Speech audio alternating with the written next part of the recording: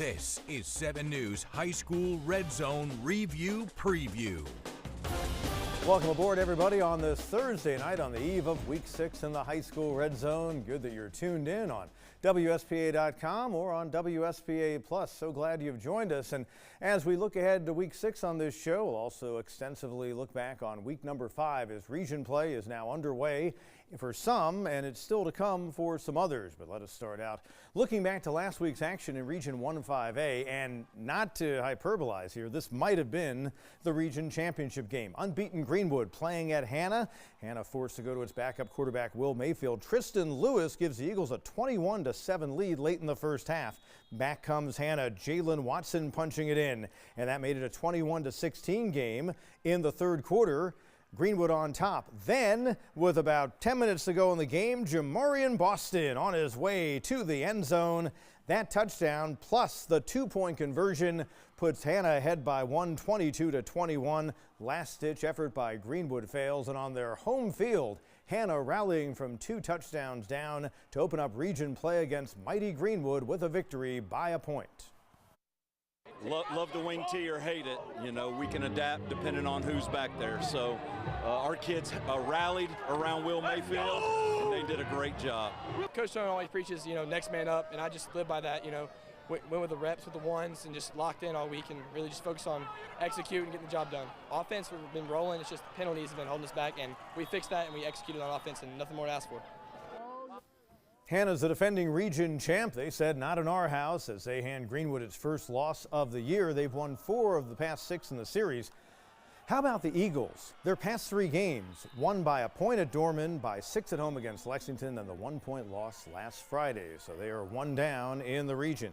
Now, don't sleep on the Hillcrest Rams. They were on the road trying to extend their dominance and not do a backflip against Malden as Hillcrest was going for a 13th straight win against the Mavs. Fourth quarter tight game. Hillcrest up 13-7. Jackson Free and Caden Stevenson on the beautiful catch by Stevenson. Then Trey Booker in the fourth quarter off the direct snap, and Hillcrest pulls away to a 29-7 victory. So the Rams are 3-1. They're 1-0, and now they get ready to go play at Greenwood Friday night in the high school red zone. You could look at that as maybe a region championship elimination game. That should be a big ball game in the Lakelands. Well, let's step out of 5A for a moment. It was a big non-region matchup, couple of Regal programs as Daniel was back in Clinton taking on the Red Devils. They'd won 4 in a row in the series since 2010, and late first quarter, Jake Gross and Trey Wimbley, one of the great combos in the area, gives Daniel a 3-point lead, 10-7. But Angelo Cromer for Clinton, they were back on top 13-10 early in the second, under 5 minutes to go in the half.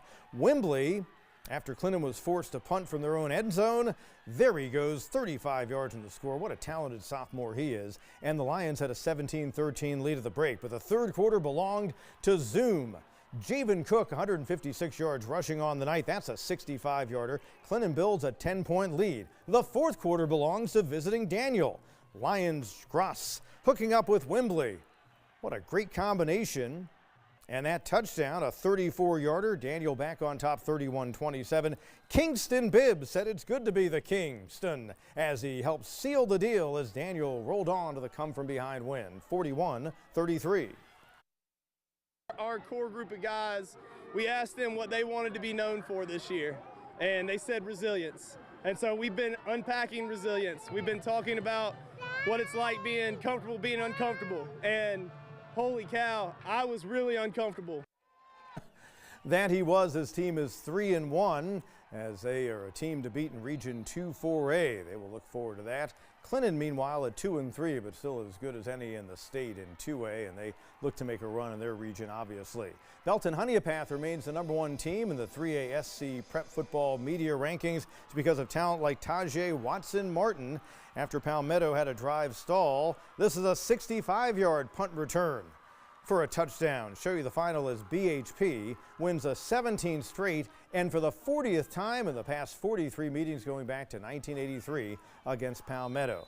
Back to the 5A ranks in Region 2 5A. The opening night had Gaffney at home, now with Banks Boughton as the sole quarterback, and Josiah Hill among those trying to help with the offense. That touchdown sending Gaffney on its way to the win as they take down Boiling Springs for a 9th straight time, 34-7. Elsewhere in the region at their beautiful new stadium, Burns back on the turf against Wade Hampton.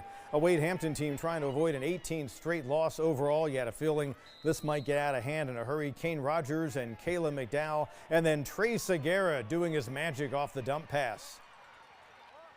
Able to drag defenders at the end. Segura got the first touchdown. Burns outgaining the Generals 447 to 66 in their dominant victory at home, 45-3. They're 11-0 all time in the series. Riverside and Dorman, it was a reasonably close game a year ago as Dorman made it a 13-0 record all time against the Warriors. Well, Carter Nash, just a freshman, with that touchdown made it 21-0 late in the opening quarter, and Dorman never looks back. Speedy Taylor denied on a 4th down try by Tylen Edwards, and Meek Slidell and the Dorman Cavaliers rolled on to the victory, 31-3 as Deshaun Watkins-Hines waited for that one in the end zone. Spartanburg trying to open up region play against Eastside. This was a really competitive ball game. Lucas Tankersley had an amazing night. 187 yards on the ground, 3 touchdowns, had some powerful runs. Eastside was able to build a 14-7 advantage, but Trenton Lynch was just as good for the Vikings on the swing pass. He takes it to the house. He had 273 combined yards, 5 touchdowns, and the Vikings winning for the 5th time in 6 all-time meetings in a series that goes back to the 70s, 48-34. Region 2 4A action included an unbeaten Seneca team, which now gets ready to make a trip to Daniel, battling against TR and Amari Verner. A little tiptoe action, a 30-yard connection from Gavin Toma. Later, a little pitch to Verner for the touchdown, and Seneca improves to 5-0. And they continue a good run against TR, a 9th straight win, 42-10. Elsewhere in that region, a Greer team on Hall of Fame night trying to avoid an 0-5 start. Calvin McCoy and crew against Berea. Well, they were ready for the task. They were trying to make it 26 straight since the mid-80s. McCoy getting himself into the end zone as Greer rolled on to another win against the Bulldogs, 56-0 to get their first win of the year. And Blue Ridge and Pickens, the other Region 2 4A game. And a Blue Ridge team trying to keep a good start going. They had to try to handle Brooks Dow and a Pickens ball club that's had success with the ball this year. Isaac Arnold on that connection, but Gavin Forrester hooking up with Ja'Cory Dodd, 20-yard connection. It set up a touchdown, and Blue Ridge in the end, in a battle with Pickens, prevails in a high-scoring game, 50-42. Just some of the action we had last week in Week 5 in the high school red zone. More to come, but let's now go inside with the roundtable. Todd Summers, Mariah Ross, and I talking about some big games upcoming in Week 6. We've got some big games in the area, although for the second time over the past few weeks, we have about 10 or 12 teams that are actually off this week. But among the games going on, and we'll talk about some 5A battles in a moment. Let's start out with a pretty big one in Region 2 4A as Seneca, unbeaten, visits a Daniel team that has yet to lose a game in the region. Only one game played, and they only have one loss on the season. But Todd, you got to see Daniel have to rally with a big 4th quarter against Clinton last week, and I know that that's a team that's got some impressive pieces. For 3 quarters, I was thinking, wow, Clinton's really putting it to Daniel. And, maybe this Lions squad isn't quite as good as they've been in years past. But then in the 4th quarter, Daniel scores 24 straight points. Trey Wembley, a big part of that, the wide receiver. The sophomore had 80 yards receiving, scored 2 touchdowns, had a 35-yard punt return for a touchdown, had a long kick return as well. Jace Gross took care of the football, didn't turn it over. And in the end, Daniel came back to get the win over Clinton, 41-33, and it looks like business as usual for the Daniel Lions. Yeah, they're really good. And again, Gross is a sophomore, but he's the son of a coach who's on the staff at Clemson. You can tell the savvy there. Daniel's going to have to stop a guy named Amari Verner, senior running back, averaging about 175 yards a game. That's 14 touchdowns. And something else, David Crane, the head coach of Seneca, is a fabulous coach. He's got a 3rd-year starter at quarterback, Gavin Toma, who you can just tell he's a guy who the game has slowed down for. So that should be one heck of a battle in Region 2 4A, and Seneca tries to stay unbeaten. Daniel Daniel goes in with just one loss on the season. Now, another huge one now in the 5A ranks is in Region 1 5A, and the Lakelands. Hillcrest Mariah makes a trip down to take on a Greenwood team that has had some tight games lately. A win by a point at Dorman, a win by 6 points at home against Lexington, and then last Friday, a loss by 1 point at Hannah. On the other hand, you've seen Hillcrest play recently. What are your thoughts on them? Because they had to pull away late against Malden on the road. You're right. And just like any rivalry game against Malden, it was close for much of the game, just a 10-7 game in favor of the Rams at half. But they were also able to pull away in that fourth quarter. Jackson Free delivering a very pretty touchdown pass to Kagan Stevenson in that fourth quarter. Not my best work. I personally had to jump out of the way to avoid getting tackled on the sidelines there. But we saw a lot of heart, a lot of fight from the Rams, and that's something that they're going to have to bring as they take on Greenwood. And as Todd has said many times in this program, one of the best teams he has seen all season, who is trying to come back from their first loss of the season.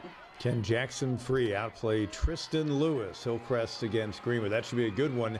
You could look at that maybe as a region championship elimination game.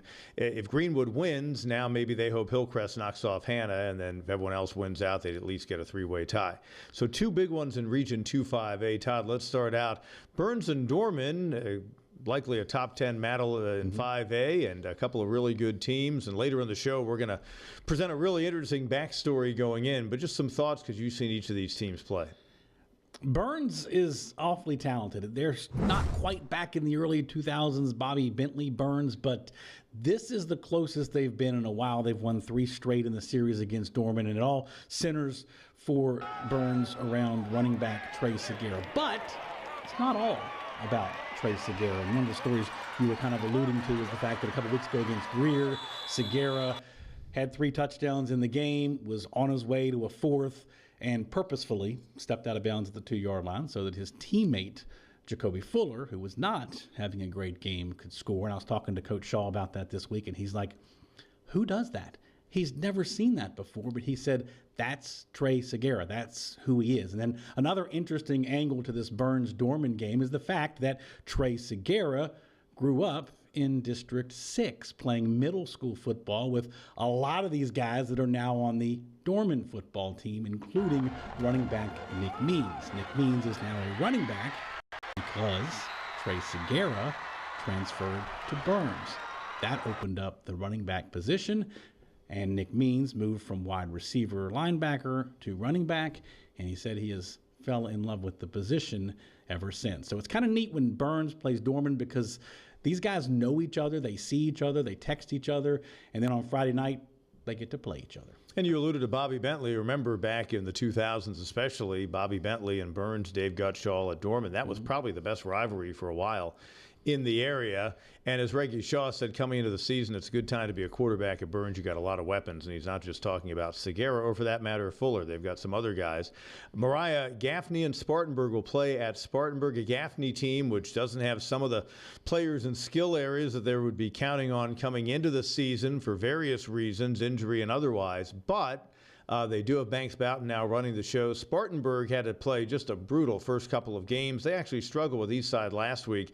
But Trenton Lynch may be the best of all the running backs we see in the area this year. But what are some thoughts going into that longtime rivalry? I think this will be a fun one. I think it will be very telling of where both of these teams are at this point in the season.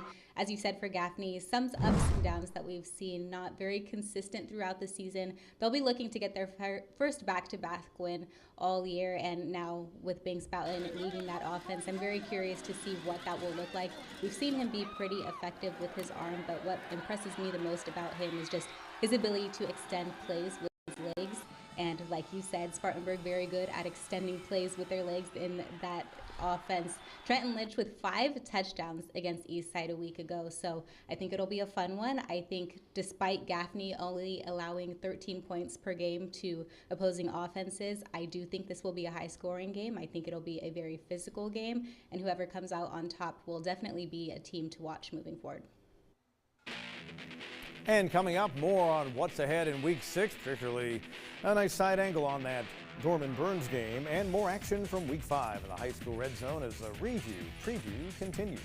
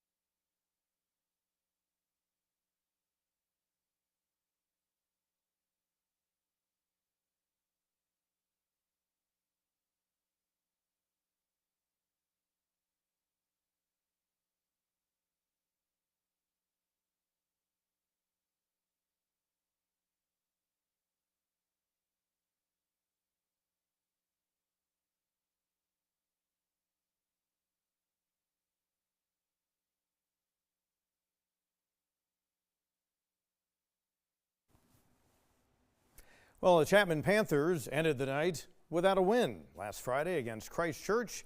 Judd Wyndham and the Cavaliers trying to keep it that way for Chapman. And Atkins on the receiving end made it 42-7 in the third quarter in favor of the Cavs, who won the first meeting last year by just a 14-7 final. But Michael Martin, the touchdown, and the Cavaliers roll on. Chapman 0-5, rough start for Harry Cabinet's team. They are 0-5 for the first time since 2008 when they started 0-8.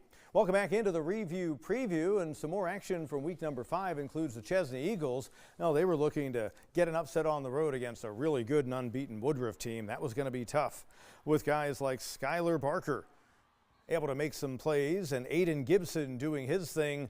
Woodruff cruising on to an 8th straight win in the series as the Wolverines never look back. Moving on to the victory, Rico Abney with a long TD run. As the Wolves improve to 5-0 in the year, Chesney falls to 3-2. Other action, Broome and Powdersville. A Broome team on the road, 1-3 against a 3-1 Powdersville team. And Desmond Hunter with the interception of Jamison Derryberry. Nice defensive play for the Patriots. And they enjoyed an early 7-0 lead, but Tyquan Booker cuts it to 1 with that touchdown for Broome. Kagan Reed later with Xavier Huggins and a 14-6 Powdersville lead, but Broome rallies a huge win on the road and an upset. They came back, got a 53-45 victory.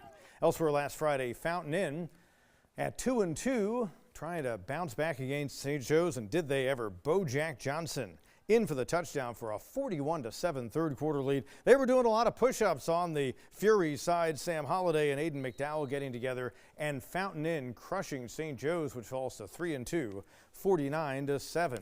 Back to Region 1-5A action. In addition to those other games we showed you, Greenville was trying to get a third win on the season against a fellow 5A, and Keyshawn Farrow on a 29-yard pass to Jaden Rice helped set the tone, made it 21-10 in favor of the Red Raiders. And after an opening loss, Scoot Watson's team has won 3 in a row. They knock off Woodmont. Teams have split the past 4 games, but Greenville getting the win last Friday, 28-18. Easley and Man, an Easley team that can score you some points. A Man team trying to get Bryce Smiley his first win as their head coach. And when you make mistakes, they can come back to haunt you. Josiah Coleman recovering the fumble, and Man's Hunter Rogers came up with it. KV Massey with a run there to set up a Philip Georgopoulos field goal. Proved to be big, and a 14-13 win for JL Man against Easley. A third straight win for the Patriots against the Wave.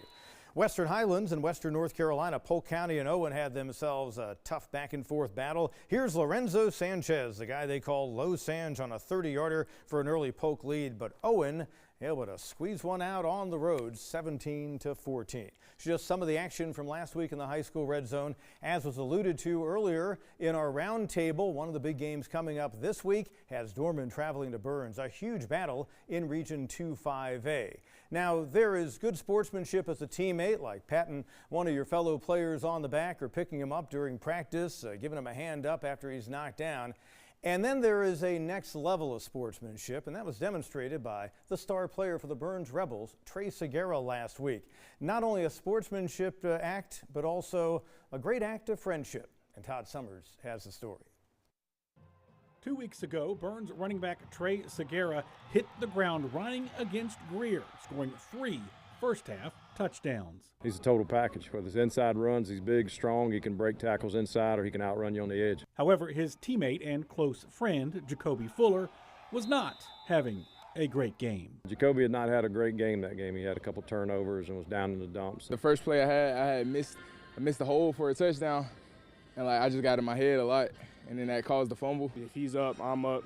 If he's down, I won't want to say I'm down, but I'm definitely looking to pick him up. And did he ever, with a Superman-like pick-me-up, with Burns leading Greer 35-7 midway through the third quarter, having already scored 3 touchdowns. Segura broke free for what was going to be his 4th TD of the night, until it wasn't. You see, Segura purposefully ran out of bounds at the 2-yard line, so his teammate, Jacoby Fuller, could score his first touchdown of the evening. Stepped out of bounds at the 2. And at first we were like, what are you doing? You know, because you don't typically see that. You got to know what motivates every player. And Jacoby, a lot of guys, they talk to him, try to lift him up. But what I've learned with Jacoby being with him for so long is what helps him is action. When did you make the decision that, you know what, I think this is the right thing to do? So I had been thinking about, what I could do for him for a while. That specific decision to run out came at the last second. It just kind of came to me. I don't know how to explain it really. I played better after I scored, props to him. And I just want to thank him for that. Well, that's just Trey. Trey's different, man. He loves his teammates, he loves his brothers, and he wants to see them be as successful as him. Now, what a great story, what a great act. When we come back, we're going to wrap up this edition of the Review Preview with our Plays of the Week from week number 5. Hang around for that. It's coming up.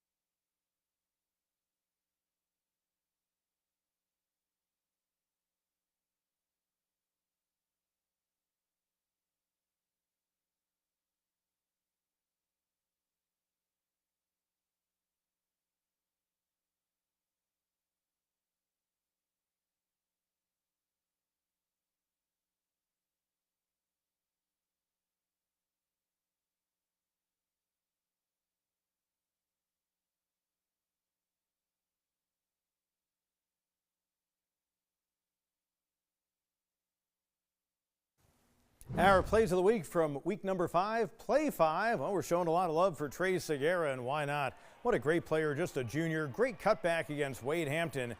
A run that included some speed, some finesse, and some power. It set up a touchdown. That's play number 5. Play number 4 from last week. Lucas Tankersley had a monster game for Eastside as they hung tough against Spartanburg before falling. He had nearly 200 yards on the ground, 3 touchdowns, including one that was extra earned, taking players with him across the goal line. Lucas Tankersley, the Eastside Eagle, play number 4. Play number 3, tough go of it over the past few years for Wade Hampton. Josh McIntyre and Zed Taylor, teammates for the Generals and guys who got to know each other a little bit more in that loss against Burns for play number 3. Play number 2, back and forth were Clinton and Daniel last Friday. From the Clinton side of things, Owen Glenn and P.J. McGowan. High pointing it, bringing it down for a touchdown as Clinton led into the final quarter. That's play number 2.